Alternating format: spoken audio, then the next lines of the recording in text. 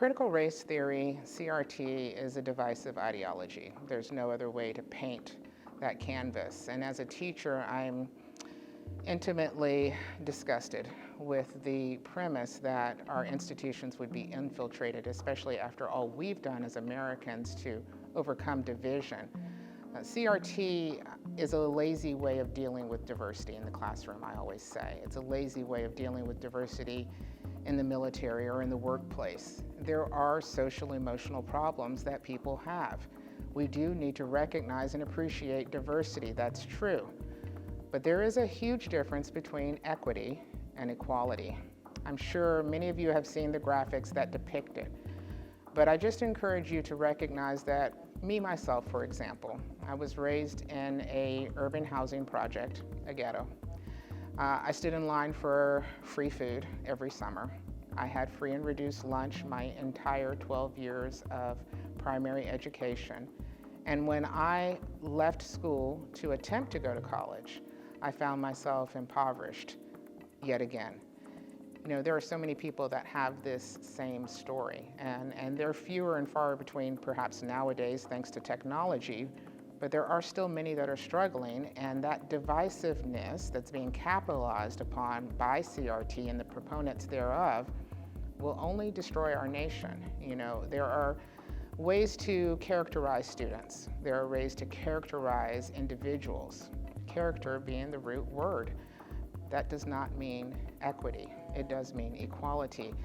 You know, Martin Luther King talked about that so many years ago, and it's unfathomable to me that we have forgotten his words in such a recent history. You know, we celebrate his holiday coming up, yet we forget the words that he preached. He was a preacher. All of this goes back to the Bible in my mindset. But when we look at individuals, even within our own family, many of us look just alike.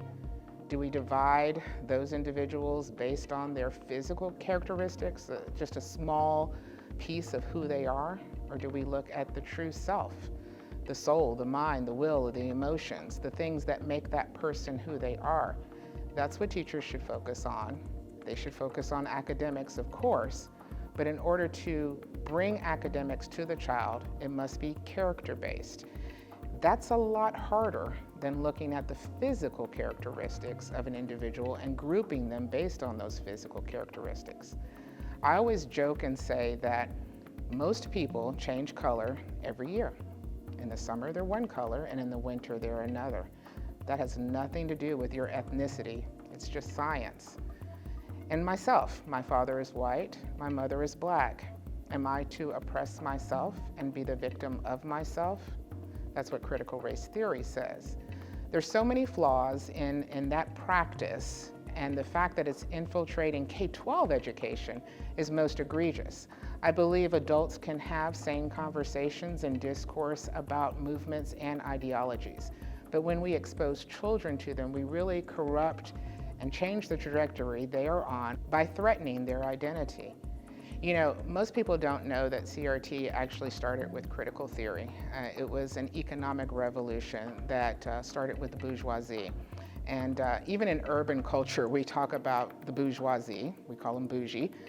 But this group of individuals was in combat with the working class.